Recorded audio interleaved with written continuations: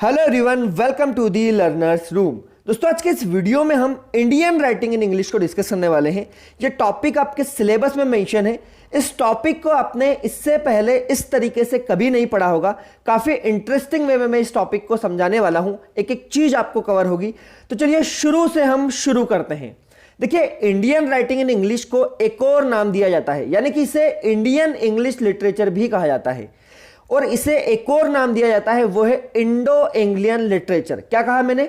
Indo Anglian literature. तो Indian writing in English, Indo Anglian literature और Indian English literature क्या होता है बेसिकली ये। तो सबसे पहले हम समझते हैं इसकी जर्नी को, है ना। क्या होता है ये? देखिए, जो अमेरिका का लिटरेचर है, यानी कि अमेरिका में जो साहित्य लिखा गया उसे अमेरिकन लिटरेचर कहा जाता है। जो ऑस्ट्रेलिया का लिटरेचर है उसे ऑस्ट्रेलियन लिटरेचर कहते हैं, है ना। ब्रिटेन के लिटरेचर को इंग्लिश लिटरेचर कहा जाता है, क्योंकि देखिए इन सभी कंट्री की नेटिव लैंग्वेज, जो नेटिव लैंग्वेज है वो इंग्लिश है, इसीलिए उन्हें वैसा नाम दिया गया। लेकिन इंडिया में जो लिटरेचर लिखा गया इंग्लिश में, उसे इंडियन इंग्लिश लिटरेचर बोलते हैं, है ना। या फिर इसे एक और नाम दिया गया, इंडियन राइटिंग इन इंग्लिश। तो आई होप आपको समझ में आ गया होगा कि यह टॉपिक क्या है ना, हम इसमें क्या क्या पढ़ने वाले हैं। तो देखिए, भारत में बहुत सारे ऐसे जो साहित्यकार है वो है जिन्होंने अलग अलग भाषाओं में लिटरेचर को लिखा है। तो आज के इस वीडियो में हम उन्हीं भारतीय साहित्यकारों के बारे में पढ़ेंगे जिन्होंने इंग्लिश लैंग्वेज में लिटरेचर को लिखा है ना। तो आई होप आपको समझ में आ गया होगा, इसीलिए मैंने ये जो पिक्चर है ये स्टार्टिंग में लगाई थी यहां पर। यानी कि इन सभी को तो हम पढ़ेंगे ही पढ़ेंगे, इसके साथ साथ और भी कई ऐसे जो फेमस राइटर है उनको आज हम पढ़ने वाले हैं। देखिए, अब मैं थोड़ा सा आपको एक बैकग्राउंड बता देता हूं, है ना, कि कहां से ये शुरुआत होती है। तो देखिए, जर्नी की जो शुरुआत है वो कहां से होती है, समझिए, ध्यान से सुनना इस वीडियो को। देखिए, 1498 में सी रूट से वास्को डी गामा नामक एक व्यक्ति जो है, ये पुर्तगाली व्यक्ति था, ये भारत आया था, है ना। 1498 में कब आया था ये? 1498 में, 1498 में। ये आपने इतिहास में ये जो है फैक्ट पढ़ा होगा। तो 1498 में वास्को डी गामा नामक एक व्यक्ति जो कि पुर्तगाल से आया था, वो भारत आ गया था सी रूट से। तो तब जाके जो है कि इंडियन सब कॉन्टिनेंट में एक तरीके से इंट्रोडक्शन हुआ था इंग्लिश का। आ गई आपको बात समझ में?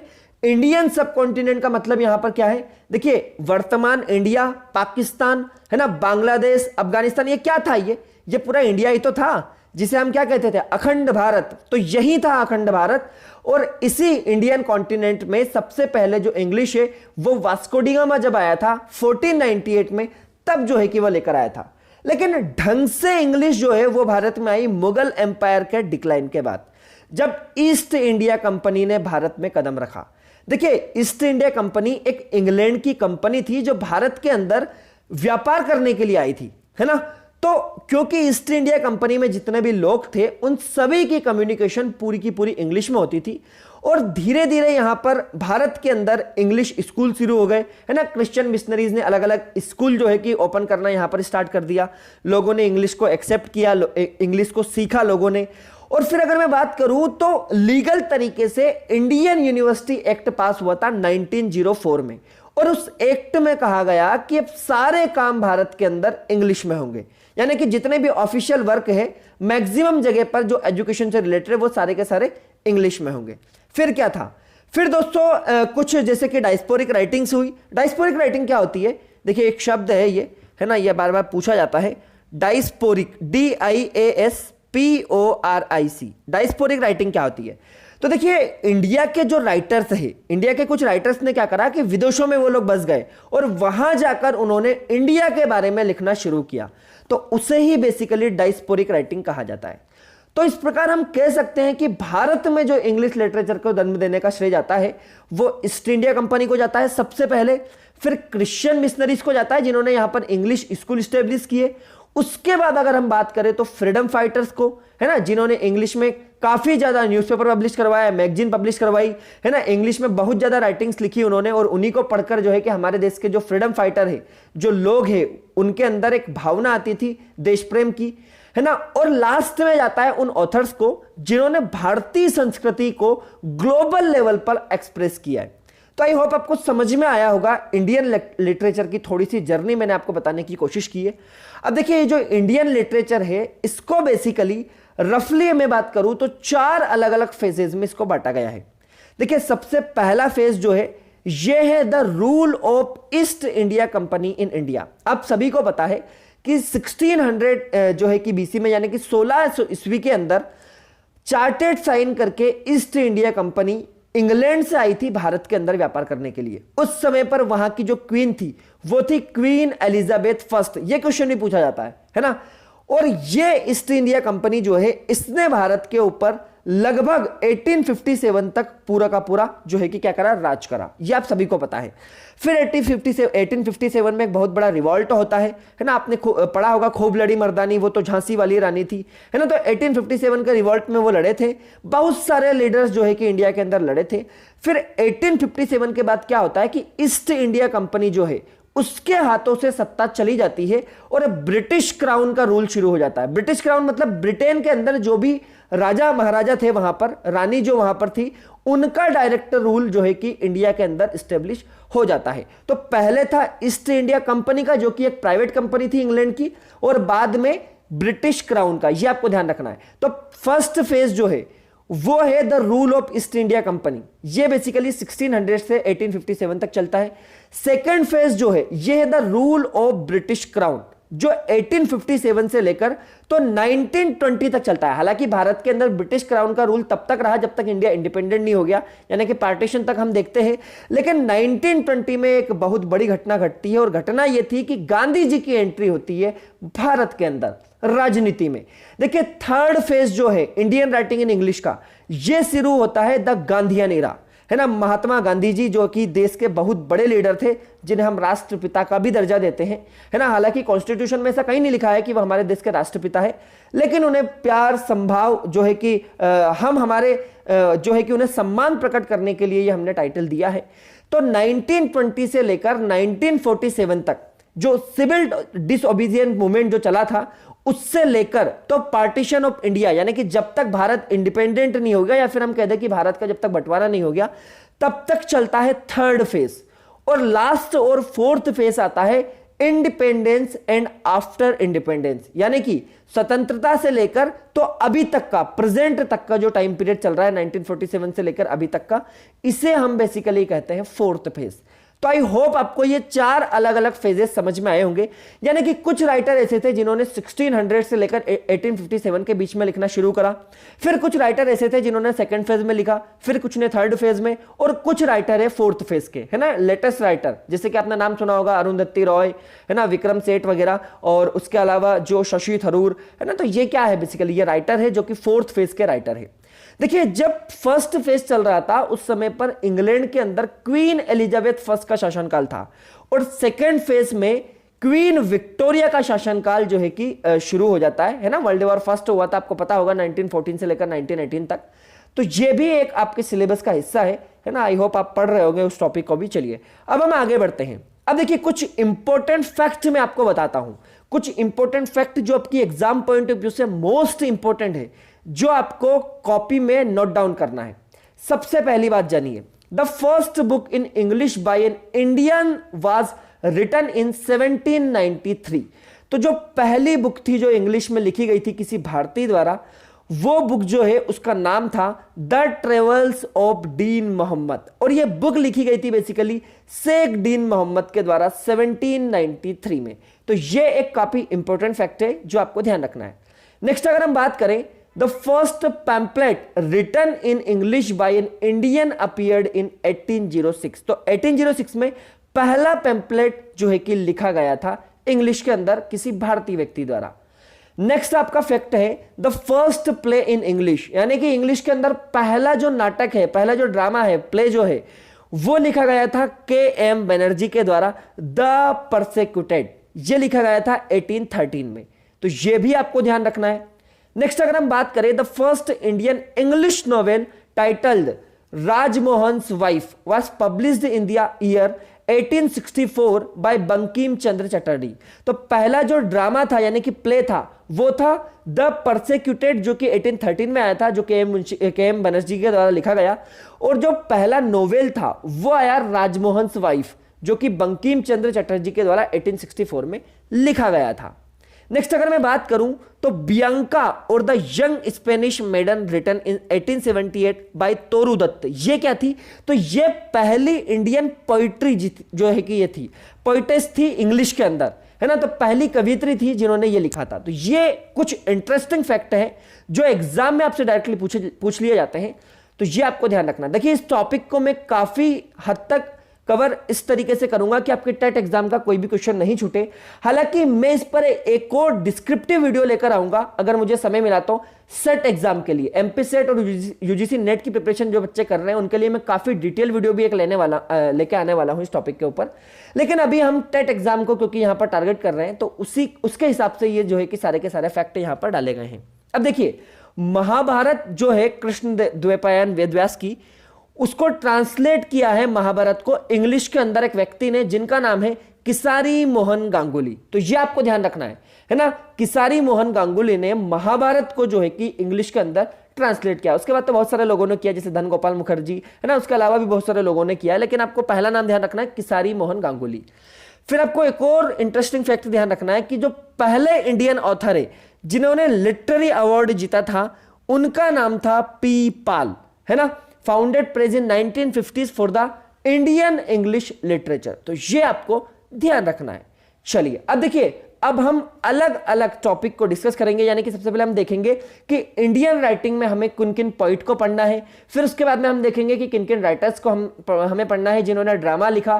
फिर वे कौन कौन से इंडियन राइटर है जो फिक्शंस लिखा जिन्होंने, है ना। तो अलग अलग जो है कि यहां पर फॉर्म्स ऑफ लिटरेचर हम पढ़ने वाले हैं। तो सबसे पहले मैं शुरू करता हूं evolution of Indian English poetry, यानी कि भारत का जो साहित्य है, अंग्रेजी साहित्य, उसके अंदर जो पोइट्री है वो लिखने का श्रेय किसको जाता है। तो सबसे पहला नाम इसके अंदर आता है दोस्तों राजा राम मोहन रॉय, है ना। एक religious, social and political reformist रहे हैं ये। बेसिकली जो राजा राम मोहन राय है इनको फादर ऑफ बंगाल रेनेसा भी कहा जाता है, ये आपको ध्यान रखना है ना। रेनेसा का मतलब होता है पुनर्जागरण, है ना। तो फादर ऑफ बंगाल रेनेसा कहा जाता है राजा राम मोहन राय को। इन्हें राजा का टाइटल किसने दिया था, यह भी एक फैक्ट है जो कि पूछा जाता है एग्जाम के अंदर। तो मुगल एम्परर अकबर सेकेंड ने इनको राजा का टाइटल दिया था, यह आपको ध्यान रखना है ना। इन्होंने संवाद कौमुदी नाम की एक पत्रिका भी लिखी थी, है ना। वीकली जो है कि इनका पेपर स्टार्ट हुआ था ये, है ना। और देखिए इनके बारे में इंटरेस्टिंग फैक्ट लिखा हुआ है। इन 1814 ही फॉर्म्ड आत्मी सभा, इन्होंने आत्मी सभा बनाई। उसके बाद में इन्होंने जो है कि कलकत्ता यूनिटेरियन एसोसिएशन बनाया 1821 में। और फाइनली आपको एक और बात ध्यान रखना है कि ब्रह्मो समाज की स्थापना भी इन्होंने ही कही थी 1828 में। तो ये इंटरेस्टिंग जो फैक्ट है ये आपको ध्यान रखना है ना। देखिए इनका जो फादर है ये बेसिकली ऐसा माना जाता है कि राजा राम मोहन राय जो है ये पहले अंग्रेजों के लिए काम करते थे, यानी कि ब्रिटिश ईस्ट इंडिया कंपनी में काम करते थे। हालांकि बाद में ये बहुत ज्यादा चेंज हो जाते हैं और देश के लिए बहुत बड़े बड़े जो है कि इन्होंने फैसले लिए हैं। जैसे कि सती जो प्रथा पहले से प्रचलित थी इंडियन सोसाइटी में, है ना, उसको इन्होंने खत्म करवाया था लॉर्ड विलियम बेंटिक के साथ मिलकर 1829 में। तो ये आपको ध्यान रखना है। एबोलिशन ऑफ सती जो है ये राजा राम मोहन राय के द्वारा ही हुआ था। लॉर्ड विलियम बेंटिक के थ्रू इन्होंने 1829 में इसको खत्म करवाया था। इनका एक फेमस वर्क आपको ध्यान रखना है, तुहफत उल मुवाहिद्दीनी, है ना। तुहफत उल मुवाहिद्दीनी ये जो बुक है ये राजा राम मोहन राय की बुक है। He translate the Vedas and 5 of the Upanishad into Bengali. तो इन्होंने इनको जो है कि बंगाली में ट्रांसलेट किया था। And is supported the David Hare effort to the Hindu College in 1870। Basically इन्होंने मिलकर जो है कि एक हिंदू कॉलेज की स्थापना करी थी। बाद में इन्होंने वेदांत स्कूल की भी स्थापना करी थी। तो ये आपको ध्यान रखना है कि इन्होंने वेदांत कॉलेज की भी जो है कि स्थापना की है, वेदांत दर्शन भी इन्होंने ही दिया है। तो ये सारे इंटरेस्टिंग फैक्ट आपको इनके बारे में ध्यान रखना है। देखिए हमें और भी इंडियन बहुत सारे राइटर्स को पढ़ना है, लेकिन हम यहां पर सारे इंडियन राइटर की बायोग्राफी कवर नहीं कर सकते हैं, है ना। तो मैंने बहुत सारे इंडियन राइटर की बायोग्राफी सेपरेटली कवर की है। तो उन सभी इंडियन राइटर के बारे में मैं आपको नीचे इस वीडियो के नीचे डिस्क्रिप्शन बॉक्स में उन सभी की मैं लिंक दे दूंगा। तो आप वहां पर जाकर उन सभी की जो बायोग्राफी है उसको देख पाएंगे। चलिए नेक्स्ट नाम आता है इस क्रम में हेनरी लुइस डेरोजियो, है ना। अब देखिए ये कौन थे, ये बेसिकली हिंदू कॉलेज में एक प्रोफेसर थे ये, है ना। ये जो है ऐसा माना जाता है कि इनके जो फादर है वो पुर्तगाल से थे और इनकी माँ जो है वो ब्रिटिश वुमेन थी। और इनका जो जन्म है वो हुआ था कलकत्ता में। देखिए इनकी 2 पोएटिक वॉल्यूम बहुत फेमस है जो आपको ध्यान रखना है। 2 पोएटिक वॉल्यूम है इनके। पहला है द फकीर ऑफ जगीरा और दूसरा है a metrical tale and other poem. तो ये दो जो है ये बहुत ज्यादा फेमस है इनके, ये आपको ध्यान रखना है। देखिए इन्होंने कुछ पेट्रियोटिक वर्क्स भी लिखे, ये भी आपको ध्यान रखना है। चलिए नेक्स्ट आते हैं रोमेश चंद्र दत्त, है ना। अब देखिए इन्हें क्यों याद रखना है, ये बेसिकली पहले बंगाली लैंग्वेज में नॉवेल लिखा करते थे, बाद में इन्होंने कुछ हिस्टोरिकल वर्क लिखे, जैसे कि इन्होंने रामायण और महाभारत को भी ट्रांसलेट किया है, साथ ही साथ इन्होंने ऋग्वेद का ट्रांसलेशन किया है बंगाली में। 1885 में ये इन्होंने किया था, तो ये आपको पता होना चाहिए, ये आपको ध्यान रखना पड़ेगा, है ना। नेक्स्ट हम आते हैं श्री अरबिंदो। भैया इनकी मैं क्या बात करूं, इनका पोएटिक करियर काफी लंबा रहा है श्री अरबिंदो का। ये रिलीजियस टाइप की पोएट्री लिखते थे, है ना, जिसे बोलते थे नारायण दर्शन। तो ये आपको ध्यान रखना है। और इन्हें बेसिकली 2 बार 1943 और 1950 में इन्हें 2 बार नोबेल प्राइज के लिए नॉमिनेट भी किया गया। हालांकि इन्हें नोबेल प्राइज नहीं मिल पाया, लेकिन नॉमिनेट करना भी अपने आप में काफी बड़ी बात है, तो ये भी एक फैक्ट है जो आपसे पूछा जा सकता है। देखिए इनका जन्म हुआ था 15 अगस्त 1872 को कोलकाता वेस्ट बंगाल के अंदर। इनकी डेथ हो जाती है 5 दिसंबर 1950 को पुडुचेरी इंडिया में। इनके पिताजी का नाम डॉक्टर केडी घोष था, इनकी माताजी का नाम स्वर्णलता देवी था, इनकी पत्नी का नाम मृणालिनी देवी था, और इन्होंने, आपको ध्यान रखना है, अरविंदो आश्रम की स्थापना करी थी 1926 के अंदर पांडुचेरी में, है ना। तो ये आपको ध्यान रखना है। बेसिकली अगर मैं बात करूं तो इन्होंने इंट्रीगल योगा की फिलोसॉफी दी, इन्होंने इन्वोल्यूशन, उसके साथ साथ इवोल्यूशन, इंट्रीगल साइकोलॉजी, है ना, intermediate John and super mind, ये सारी की सारी फिलोसॉफी श्री अरबिंदो के द्वारा ही दी गई है। अगर इनके लिटरेरी वर्क की बात करें तो इनका सबसे फेमस वर्क है सावित्री, है ना। ये एक बेसिकली बहुत ही लंबी एक पोयम है जिसमें अराउंड 24,000 लाइन्स है। उसके अलावा द लाइफ डिवाइन और द सिंथेसिस ऑफ योगा, तो ये कुछ इनके फेमस वर्क है, ये आपको ध्यान रखना है। नेक्स्ट अगर मैं बात करूं तो नया नाम आता है यहां पर रविंद्रनाथ टैगोर जी का, जिन्होंने पोएट्री को एक अलग ही मुकाम पर तक पहुंचाया, है ना। ये वहां तक उसको लेके गए रविंद्रनाथ टैगोर। देखिए रविंद्रनाथ टैगोर जिन्हें 1912 से पहले बंगाली लैंग्वेज में सिर्फ लिखते थे ये, लेकिन फिर इनकी मुलाकात होती है WB यीस्ट से, है ना। यीस्ट ने जो है कि इनको इंग्लिश में लिखने के लिए प्रेरित किया, और जब इन्होंने पहली बार इंग्लिश में लिखा तो ये इतने ज्यादा पॉपुलर हुए कि इनके पहले ही इंग्लिश ट्रांसलेशन के लिए इनको नोबेल प्राइज से सम्मानित किया गया। मैं बात कर रहा हूं बेसिकली इनकी एक जो है कि collection of poem song of RIMS, यानी कि गीतांजलि की। देखिए गीतांजलि जो है उसके अंदर अलग अलग पोयम है, तो गीतांजलि में बहुत सारी पोयम तो रविंद्रनाथ टैगोर जी की बंगाली पोयम का एज इट इज ट्रांसलेशन है, और उसके अलावा इनके कुछ ड्रामा से जो है कि कुछ पोयम ली गई है। तो रविंद्रनाथ टैगोर जी को सॉन्ग ऑफरिंग के लिए 1913 में नोबेल प्राइज मिला था, ये आपको ध्यान रखना है। इनका बर्थ हुआ था 7 मई 1861 को, इनकी डेथ हो जाती है 7 अगस्त 1941 को। इनका पेट नेम या पेन नेम था भानु सिंह ठाकुर, और इन्हें द बार्ड ऑफ बंगाल और गुरुदेव के नाम से भी जाना जाता था। ये poet, short story writer, song composer, play writer, exhaust, musician, artist, सभी ये टाइटल जो है कि ये होल्ड करे थे इन्होंने। और ये पहले non European and even first Indian writer थे जिन्हें नोबेल प्राइज मिला था, है ना। तो लिटरेचर के क्षेत्र में इनको 1913 में सॉन्ग ऑफरिंग के लिए नोबेल प्राइज दिया गया था।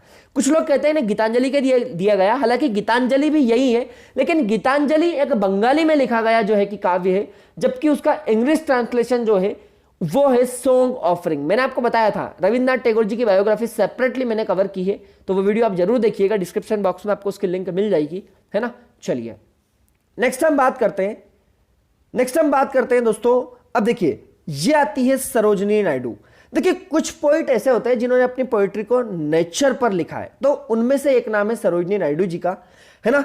सरोजिनी नायडू जी का बर्थ हुआ था 13 फरवरी 1879 को। देखिए 13 फरवरी को भारत के अंदर एक और दिवस मनाया जाता है, वो कौन सा दिवस है, तो वो है वुमेन्स डे, है ना, महिला दिवस। तो वो इन्हीं के बर्थ डेट में मनाया जाता है 13 फरवरी को, ये आपको ध्यान रखना है।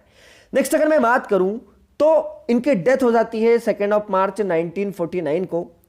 Born in a Bengali family in Hyderabad, she was an Indian political activist, feminist and poet, the first Indian women to be the president of the Indian National Congress in 1925। अगर क्वेश्चन ये आ जाए कि इंडियन नेशनल कांग्रेस की पहली महिला प्रेसिडेंट कौन थी, तो वो थी आपकी एनी बेसेंट। लेकिन क्योंकि एनी बेसेंट ब्रिटेन से थी, तो पहली भारतीय महिला अगर कोई थी इंडियन नेशनल कांग्रेस की प्रेसिडेंट, तो वो थी आपकी सरोजनी नायडू जी। देखिए, इनको महात्मा गांधी ने मिक्की माउस भी कहते थे, ये है ना, उनको ये टाइटल दिया गया था। इन्हें नाइटिंगेल ऑफ इंडिया भी कहा जाता है, और भारत कोकिला का टाइटल भी इनको दिया गया था। ये आपको ध्यान रखना है। नेक्स्ट आपको ध्यान रखना है the bird of time 1912 and the broken wings 1970। ये जो है कि इनकी कुछ फेमस पोइट्री है, विच ऑल्सो इंक्लूडेड एक और पोइट्री है द गिफ्ट ऑफ इंडिया। तो ये कुछ वर्क्स है जो आपको ध्यान रखने हैं। चलिए नेक्स्ट हम आगे बढ़ते हैं। नेक्स्ट हमारे राइटर आते हैं केकी एन दारूवाला। देखिए, ये प्रोफेशन से एक पुलिस ऑफिसर थे, है ना, और ही वॉज अवार्डेड द साहित्य academy award in 1984 for his poetry collection the keeper of the dead. तो ये जो पोइट्री थी, इसके लिए इनको साहित्य अकादमी अवार्ड से नवाजा गया था 1984 में। देखिए, राइटर को कौन सा अवार्ड मिला, कब मिला, किस बुक के लिए मिला या किस वर्क के लिए मिला, ये क्वेश्चन जनरली एग्जाम में पूछे जाते हैं। तो आपको एक जगह पर सभी राइटर को लिखकर जो है कि क्रोनोलॉजी बना लेनी है और इनको ध्यान रखना है ना। नेक्स्ट आती है तोरू दत्त। देखिए, इन्होंने अपनी बहन के साथ फ्रांस से स्कूलिंग की थी, और ये फ्रेंच लैंग्वेज को अपनी मदर लैंग्वेज भी मानती थी, है ना। इन्होंने इवन मैं बात करूं तो अपनी जो फर्स्ट वॉल्यूम है पोइट्री का, वो भी इन्होंने जो है कि फ्रेंच में लिखा था, है ना। और ये जो तोरू दत्त जी है, इनको जॉन कीट्स से कंपेयर किया जाता है ना, और कहा जाता है कि इनका जो टैलेंट है वो कीट्स के लेवल का टैलेंट था, मतलब, है ना। बहुत कम उम्र में ही जो है कि इनकी डेथ हो गई थी टीबी के कारण, हालांकि। लेकिन हाँ, इन्होंने काफी अच्छी राइटिंग्स लिखी है। He was an Indian Bengali translator and poet from British India who wrote in English and French. She is among the founding figure of Indo Anglian literature. तो ये आपको ध्यान रखना है। नेक्स्ट देखिए, she is known for her volume of poetry in English Sita a sheep gland in French field. ये publish हुई थी 1876 में। और ancient ballad and legends of Hindustan, ये आई थी इनकी रचना 1882 में। तो ये थे कुछ राइटर्स जिन्होंने नेचर पर लिखा। अब इसके बाद आते हैं इंडो एंग्लो लिटरेचर में फेमिनिज्म एंड फीमेल इमेजिनेशन वाले कुछ राइटर्स जिन्होंने इस टॉपिक पर लिखा। पहला नाम आता है इसमें यूनिस डी सुजा। देखिए, ये जो यूनिस डी सुजा है, इनके बारे में आपको ध्यान रखना है। इन्होंने फेमिनिज्म के बारे में बहुत लिखा है ना। फीमेल जो है कि सेंटर रहती थी इनकी पोइट्री का। नेक्स्ट आती है कमला दास। 1985 में इनको साहित्य अकादमी अवार्ड मिला था। फिर आते हैं इम्तियाज दरकर। तो ये तीन नाम आपको ध्यान रखना है जिन्होंने वुमेन को सेंट्रलाइज करके अपनी पोइट्री को लिखा था। नेक्स्ट अगर मैं बात करूं तो evolution of Indian English poetry. अब देखिए, इसके बाद में कौन आते हैं, तो इसके बाद में वो राइटर आते हैं जिन्होंने मेमोरी और वॉइस के ऊपर पोइट्री लिखना शुरू किया। पहला नाम इसके अंदर आता है ए.के. रामानुजन का। देखिए, इनकी पोइट्री फिलोसॉफिकल होती थी ए.के. रामानुजन की, है ना। इनको 1976 में इनको एक अवार्ड भी मिला था, पद्मश्री अवार्ड। लेकिन आपसे पूछा क्या जाएगा, आपसे पूछा यह जाएगा कि इनको साहित्य अकादमी अवार्ड कब मिला। तो देखिए, इनको मरणोपरांत मिला था यह 1999 में, है ना। इनकी डेथ तो पहले ही हो जाती है, 1993 में इनकी डेथ हो जाती है ना। 1929 में इनका बर्थ हुआ था, लेकिन 1999 में मरने के बाद, यानी कि पोस्थ्यूमसली, मरणोपरांत, इनको साहित्य अकादमी अवार्ड से नवाजा गया था। यह आपको ध्यान रखना है ना। तो इन्हें पद्मश्री भी मिला था। इन्होंने शिकागो में पढ़ाया भी है, टीचर भी रहे हैं ये, है ना। तो ए.के. रामानुजन का काफी बड़ा नाम है इंडियन हिस्ट्री के अंदर, है ना, लिटरेचर हिस्ट्री के अंदर। इनके नोटेबल वर्क की अगर मैं बात करूं तो द स्ट्राइडर, सेकंड साइट, ये कुछ इनके नोटेबल वर्क हैं। फिर आते हैं आगा साहिद अली। देखिए, ये जो आगा साहिद अली है, ये इंग्लिश में गजल लिखा करते थे। इनके बारे में ऐसा कहा जाता था कि ये इंग्लिश में गजल लिखते थे, और इनको 2001 में नेशनल बुक अवार्ड मिला था, है ना। तो ये आपको ध्यान रखना। अच्छा, इन्होंने इंडिया और पाकिस्तान के पार्टीशन पर भी बहुत सारी पोइट्री लिखी है। तो ये कभी अगर पूछ ले आपसे कि इंडिया और पाकिस्तान के पार्टीशन पर पोइट्री किसने लिखी है, तो वो आगा साहिद अली ने जो है कि वो पोइट्री लिखी है। नेक्स्ट आपका नाम आता है जयंत महापात्रा का। ये भी काफी एक इंपॉर्टेंट नेम है। बेसिकली ये जो जयंत महापात्रा है, ये एक टीचर थे, है ना, फिजिक्स के टीचर थे ये। He is the first Indian poet to win a Sahitya Akademi award for English poetry. तो ये एक इंटरेस्टिंग फैक्ट है जो आपको ध्यान रखना है। पहले ऐसे भारतीय कवि थे ये जिन्हें साहित्य अकेडमी अवार्ड दिया गया था इंग्लिश पोइट्री के लिए। And he is the author of poem such as Indian summer and hunger. तो ये दो पोएम आपको इनकी ध्यान रखना है। अब देखिए, अब आते हैं इंडियन ड्रामा। पोइट्री को खत्म करने के बाद में हम ड्रामा पे आ जाते हैं। देखिए, ड्रामा मतलब वही थिएटर। अब देखिए, ड्रामा तो बहुत पहले से प्रचलित थे भारत के अंदर, लेकिन हम यहाँ पर इंग्लिश ड्रामा की बात कर रहे हैं, तो इसमें कुछ फेमस नाम आते हैं। जैसे कि पहला नाम आता है गिरीश कर्नाड का, महेश दत्तानी का, है ना, आपने पढ़ा होगा इनके बारे में, बहुत सारा पढ़ा होगा आपने। जब आपने मास्टर्स किया था तब आपको ये राइटर्स जो है कि देखने के लिए मिले थे, है ना।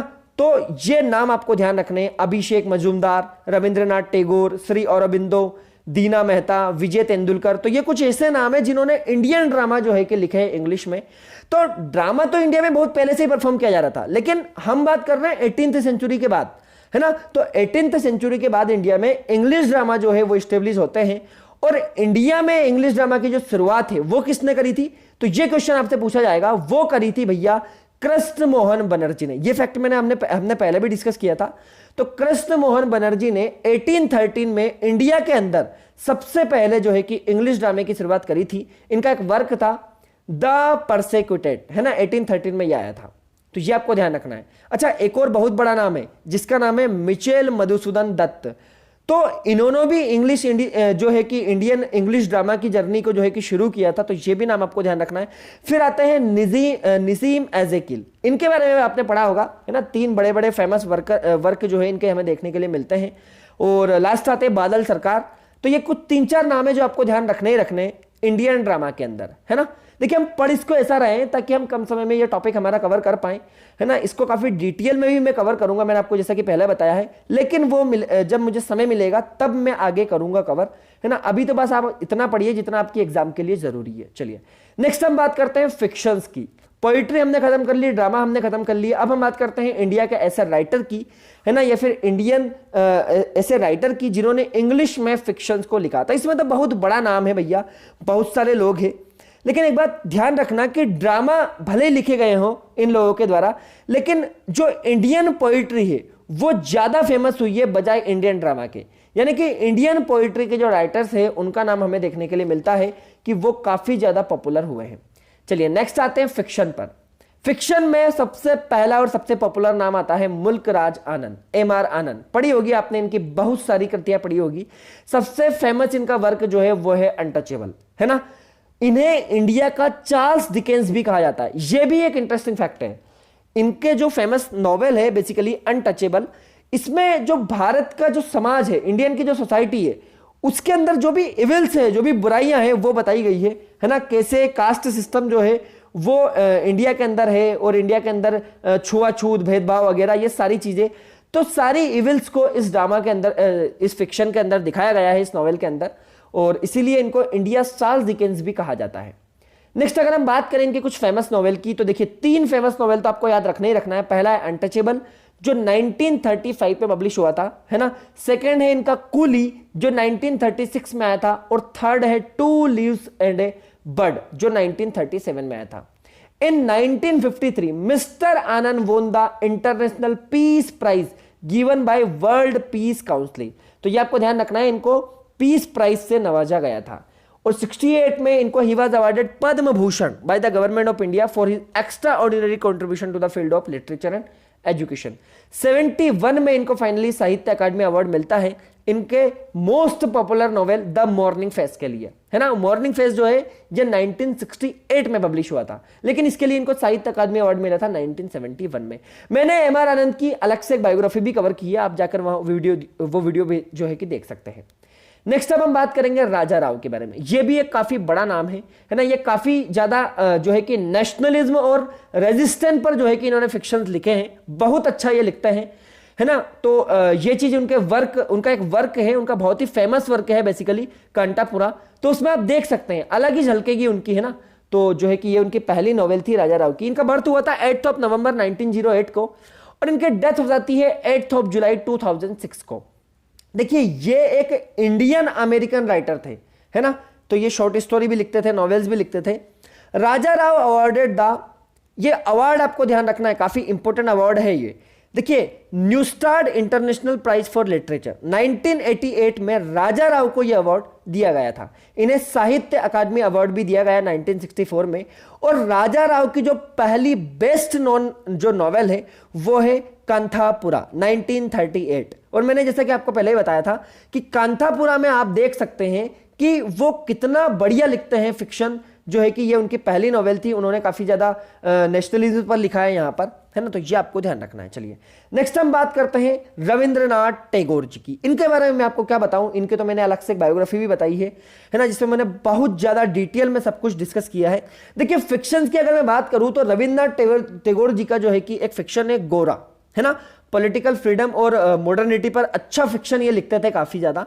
और टैगोर जो है इनका जो वर्क है गोरा, ये बहुत ही फेमस है ना, फिक्शन के क्षेत्र में काफी फेमस है ये, तो ये आपको ध्यान रखना है। नेक्स्ट आते हैं हमारे आर के नारायण।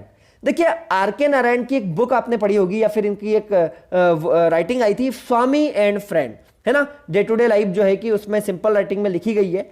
ये एक फिक्शनल टाउन है मालगुड़ी नाम का, है ना, तो उस फिक्शनल टाउन में जो है कि इसको सेट किया गया है। इनके बहुत सारे वर्क जो है वो मालगुड़ी में ही उनकी सेटिंग रखी गई है आर के नारायण की। मैंने इनकी भी बायोग्राफी अलग से कवर की है। तो देखिए इंडियन राइटर बहुत सारे ऐसे हैं जिनकी बायोग्राफी मैंने अलग से कवर की ही है, तो उन सभी को मैं यहां पर आपको नीचे जो है कि मेंशन कर दूंगा इस वीडियो के नीचे, है ना, तो आप वहां पर देख पाएंगे डिटेल में। चलिए नेक्स्ट हम बात करते हैं, अब कुछ लोग ऐसे हुए हैं जिन्होंने ऑटोबायोग्राफी लिखी है, यानी कि कुछ राइटर ऐसे भी है जिन्होंने मतलब सोशल ऑर्डर या फिर मैं कह दूं कि लॉ पर, है ना, बहुत सारी चीजें लिखी है, तो वो भी आपको ध्यान रखना है।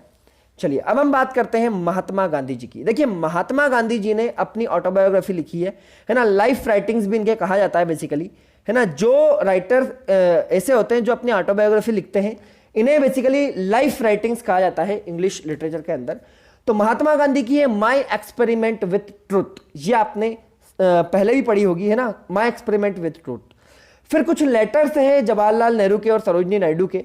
कमला दास की है माई स्टोरी। फिर आर के नारायण की आ जाती है माई डैश। और निराज सिंह चौधरी की famous book autobiography of an unknown Indian, ये आपके सिलेबस में भी मेंशन है ना, आपने पढ़ी भी होगी इसको। तो ये जो है कि आपको ध्यान रखना है कि ये सारे के सारे जो वर्क है ये जो है कि इन लोगों के द्वारा लिखे गए। चलिए अब मैं आपको बता दूं, देखिए क्या होता है कि इसके अलावा भी कुछ ऐसे और लोग हैं, जैसे कि मैं कुछ का नाम लेना भूल गया, जैसे कि यहाँ पर है सलमान, ये देखिए यहाँ पर मैंने मेंशन उनको नहीं किया, लेकिन इसके अलावा बहुत सारे ऐसे लोग हैं, जैसे कि अगर मैं बात करूँ सलमान रुश्दी की, है ना, तो मैजिकल रियलिज्म में अच्छा खासा लिखा है इन्होंने, सलमान रुश्दी ने। मिडनाइट चिल्ड्रन जो है कि उनकी ही एक किताब है ना। और इसके अलावा सोशल ऑर्डर और लॉ और वुमेन क्वेश्चन पर भी अरुंधति रॉय की एक नॉवेल आती है the God of small things, है ना, तो जो भी आपको ध्यान रखना है। फिर एनवायरमेंटलिज्म और ग्लोबलाइजेशन पर अमिताव घोष, ये भी एक अच्छा नाम है ना, अमिताव घोष की एक नॉवेल है द हंग्री टाइड करके, तो ये भी काफी फेमस है ना। तो ये कुछ नाम और आपको ध्यान रखने। उसके अलावा देखिए 1990 से लेकर 2000 के बीच के कुछ और राइटर है, जैसे अमिताव घोष, विक्रम सेठ, शशि थरूर, है ना। विक्रम सेठ कलकत्ता में जिनका बर्थ हुआ, है ना, अभी जिंदा है ये विक्रम सेठ, काफी पॉपुलर, बहुत सारी golden gate, the golden gate करके इनकी एक काफी पॉपुलर राइटिंग है। शशि थरूर, है ना। फिर शशि देशपांडे, ये दो अलग अलग लोग हैं, शशि थरूर अलग है, शशि देशपांडे अलग है। फिर अरुंधति रॉय का नाम आपने सुना होगा, है ना, इनको गोल्डन जो है कि ये बुकर प्राइज भी मिला है इनको, है ना, मैन बुकर प्राइज। तो ये कुछ राइटर्स थे जिनके बारे में मैंने यहाँ पर डिस्कस किया। आई होप आपको ये वीडियो समझ में आया होगा। अब देखिए कुछ इंपॉर्टेंट क्वेश्चंस को हम डिस्कस कर लेते हैं, है ना। कुछ थोड़े बहुत ही क्वेश्चंस हैं जो कि आपसे पूछे जा सकते हैं एग्जाम में, जिनको मैंने यहाँ पर कवर नहीं कर पाया हूं मैं, उनको मैंने एमसीक्यू में ले लिया है। देखिए मैं सेपरेट एक एमसीक्यू की पीडीएफ डाल दूंगा आप लोगों के लिए, है ना, तो घबराने की कोई जरूरत है नहीं। इंडियन राइटिंग इन इंग्लिश से बहुत ज्यादा क्वेश्चन तो नहीं आता, लेकिन 2 से 3 क्वेश्चन हम एक्सपेक्ट कर सकते हैं कि 2 से 3 क्वेश्चन पूछे जा सकते हैं। Who is the first women to receive Sahitya Akademi award? ये 4 ऑप्शन आपके साथ सामने है, आप देख सकते हैं। महाश्वेता देवी, बनी बसु, आशापूर्णा देवी या फिर अमृता प्रीतम। तो वो कौन सी पहली भारतीय महिला है या फिर वो कौन सी महिला है जिन्हें साहित्य अकादमी अवार्ड से नवाजा गया था? तो इसका सही आंसर जो होगा वो होगा बेसिकली अमृता प्रीतम। देखिए अमृता प्रीतम को 1956 में, कब? 1956 में इनकी एक फेमस पोयम थी। तो उस पोयम के लिए, पोयम का बेसिकली नाम था सनहेड, है ना, SUN SUNEHAD, सनहेड। तो इस पोयम के लिए जो है कि इनको 1956 में इस अवार्ड से नवाजा गया था।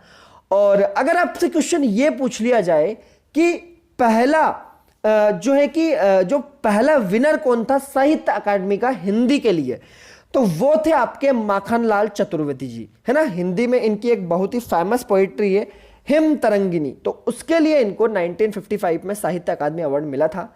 लेकिन 1956 में पहली महिला कौन थी जिन्हें साहित्य अकादमी अवार्ड मिला था, तो वो थी आपकी अमृता प्रीतम। देखिए अमृता प्रीतम का जन्म हुआ था 1919 में, है ना, ये आपको पता होगा। इन्हें पद्म विभूषण भी मिल चुका है ना, पद्मश्री भी मिल चुका है। पद्म विभूषण इन्हें अभी रिसेंटली 2004 में मिला था, है ना, तो ये आपको ध्यान रखना है। चलिए नेक्स्ट देखिए, जो माखनलाल चतुर्वेदी का जिनका मैंने अभी नाम लिया, ये मध्य प्रदेश से ही बिलोंग करते हैं। मध्य प्रदेश के होशंगाबाद डिस्ट्रिक्ट के बाबई नाम का एक गांव है, तो वहां से ये बिलोंग करते हैं, है ना। 1889 में इनका बर्थ हुआ था माखनलाल चतुर्वेदी का। तो हिंदी में काफी ज्यादा अच्छा लिखते हैं ये, है ना। हिम तरंगिणी के लिए इनको क्या दिया गया था, साहित्य अकादमी अवार्ड दिया गया था 1955 में। नेक्स्ट आपका क्वेश्चन आता है, which of the following is not written by Anita Desai. देखिए मैं आपको ये क्वेश्चन का पैटर्न बता रहा हूं, है ना, यानी कि इस तरह के क्वेश्चन एक्सपेक्टेड है। यानी कि देखिए पहले हमने क्या क्या डिस्कस किया, हमने पहले डिस्कस किया कि कौन सी पहली महिला। तो कुछ होते हैं डायरेक्ट फैक्ट जो आपसे एग्जाम में पूछ लिए जाएंगे, कुछ होगी यहां पर राइटिंग्स, यानी कि आपसे पूछेंगे एक किसी भी राइटर की आपको 3-4 राइटिंग दे देंगे, आपसे पूछेंगे उसमें से वो कौन सी राइटिंग है जो इनके द्वारा नहीं लिखी गई, या फिर 4-5 राइटिंग में से ये भी पूछ सकते हैं कि कौन सी ऐसी राइटिंग है जो इनके द्वारा लिखी गई, है ना। तो इस तरह के क्वेश्चन आ सकते हैं। तो देखिए ये आपका क्वेश्चन है, which of the following is not written by Anita Desai. तो अनीता देसाई को हमने बहुत अच्छे से कवर किया है। तो अनीता देसाई के द्वारा वो कौन सा जो है फिक्शन है, कौन सी राइटिंग है जो उनके द्वारा नहीं लिखी गई, तो बताना है आपको। तो देखिए इसका सही आंसर क्या होगा, इसका सही आंसर होगा बेसिकली रेलुक्टेंट गुरु, है ना। ये क्या है, ये आर.के. नारायण का एक वर्क है भैया, जो पब्लिश हुआ था 1974 में। और बाकी ये जो तीनों वर्क है, क्राई द पीकॉक, ये क्राई द पीकॉक जो है ये बेसिकली 1980 में पब्लिश हुआ था। बाय बाय ब्लैकबर्ड तो हमने अच्छे से पढ़ा है, ये 2005 में जो है कि पब्लिश हुआ था। ए विलेज बाय द सी, ये भी एक फैमिली की कहानी है, तो 1982 में जो है कि ये भी पब्लिश हुआ था। अच्छा, ये जो विलेज बाय द सी है, इसके लिए इनको गार्डियन चिल्ड्रंस फिक्शन प्राइज भी मिल चुका है। किसको, अनीता देसाई को। ये बात आपको ध्यान रखना है। Next question, which is the longest Indian novel ever published in a single volume in the English language। तो वो कौन सी नॉवेल है भैया जो सिंगल वॉल्यूम में जो है कि इंग्लिश लैंग्वेज में पब्लिश की गई थी। आपके ऑप्शन है यहां पर रिवॉल्यूशन 2022, देखिए sorry revolution 202, the God of small things, a suitable boy, या फिर ट्रेन टू पाकिस्तान। तो 4 में से एक ऑप्शन आपको बताना है, बताइए। देखिए इस क्वेश्चन का सही आंसर होगा ए सुटेबल बॉय। ये जो ए सुटेबल बॉय है ये विक्रम सेठ का वर्क है ना, और 1993 में इसको पब्लिश करवाया गया था।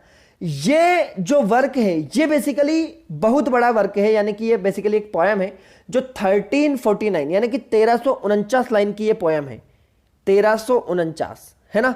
तो ये इसको पहले ही वॉल्यूम में एक साथ एक ही वॉल्यूम में इसको पब्लिश करवाया गया था।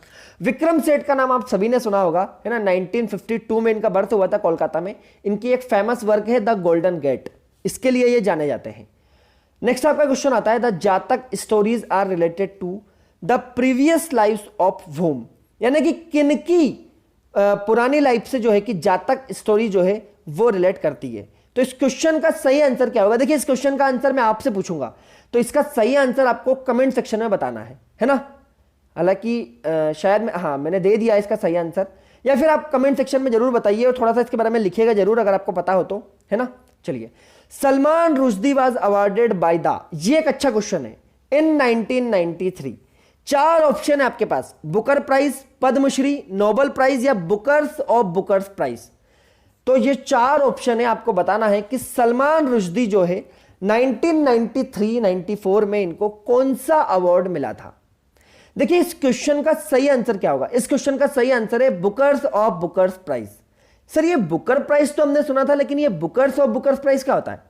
देखिए बुकर्स ऑफ बुकर प्राइज क्या होता है, तो बेसिकली ये एक स्पेशल अवार्ड है जो कि बुकर प्राइज को 25वीं जब उसकी एनिवर्सरी मनाई गई थी, यानी कि उसकी जब सिल्वर जुबली मनाई गई थी उस टाइम पे ये अवार्ड दिया गया था। यानी कि बुकर प्राइज की स्थापना हुई थी भैया 1969 में।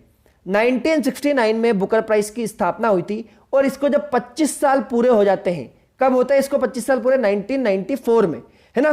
तो 93-94 में जब इसको 25 साल पूरे हुए, तब सलमान रुश्दी जो है, इनकी एक फेमस नॉवेल है मिडनाइट चिल्ड्रंस, तो उसके लिए इनको जो है कि ये बुकर्स और बुकर्स प्राइज दिया गया था।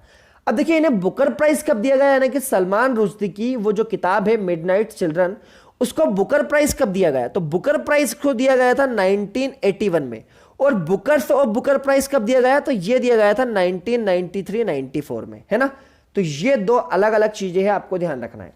देखिए ये जो बुकर्स और बुकर्स प्राइज है, मैंने आपको अभी बताया, ये सिर्फ एक अकेले ये व्यक्ति है सलमान रुश्दी जिनको मिला है ये, है ना। तो ये आपको ध्यान रखना है। अच्छा, आपसे क्वेश्चन पूछ सकते हैं, आपको पता होना चाहिए कि भारत के अंदर वो कौन कौन से ऐसे राइटर्स हैं जिनको बुकर प्राइज से नवाजा गया है अभी तक।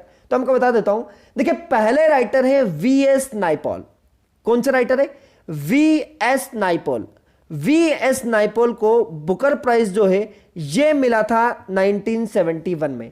इनका एक फेमस फिक्शन है इन ए फ्री स्टेट। फिक्शन जो लिखते हैं, है ना, उन्हीं को ये प्राइज दिया जाता है, आपको पता होगा। तो ये वीएस नाइपॉल को मिला था इन ए फ्री स्टेट के लिए। दूसरी बार ये दूसरे राइटर को मिला सलमान रुश्दी को, अभी हमने जिनके बारे में देखा मिडनाइट चिल्ड्रन में, है ना। तीसरी एक और राइटर है अरुंधति रॉय। इनको the God of small things के लिए 1997 में यह अवार्ड दिया गया, है ना। काफी पॉपुलर रहती है ये, the God of small things के लिए इनको यह अवार्ड दिया गया। नेक्स्ट आती है किरण देसाई जी। देखिए किरण देसाई को 2006 में यह अवार्ड मिला था, 2006 में, द इनहेरिटेंस ऑफ लॉस के लिए। तो 2006 में किसको मिला? किरण देसाई को। फिर लास्ट और पांचवा जो व्यक्ति है वो कौन है? तो वो है आपके अरविंद अडिग जी। तो अरविंद अडिग जी को द व्हाइट टाइगर के लिए 2008-9 में यह अवार्ड दिया गया था। यह आपको ध्यान रखना है। तो आई होप दोस्तों आपको ये क्वेश्चन समझ में आए होंगे, है ना। मैंने समझाने की काफी कोशिश की है यहां पर। देखिए नोट्स अवेलेबल है एमपीटेड ग्रेड 1 के मात्र 299 रुपीज में, जिसको आपको जिसमें आपको बहुत सारे नोट्स दिए जाएंगे, कंप्लीट लिटरेचर आपको दिया जाएगा, है ना। तो आप अधिक जानकारी के लिए इन नंबर पर संपर्क भी कर सकते हैं। चलिए मिलते हैं अब एक नए वीडियो में, तब तक ख्याल रखिए अपना। और देखिए इस वीडियो के बारे में सुझाव जरूर दीजिएगा कि ये वीडियो आपको कैसा लगा, और क्या आप एक डिटेल वीडियो भी चाहते हैं क्या इस टॉपिक के ऊपर, है ना। तो मुझे जरूर बताइएगा प्लीज। चलिए मिलते हैं अब एक नए वीडियो में, तब तक ध्यान रखिए अपना।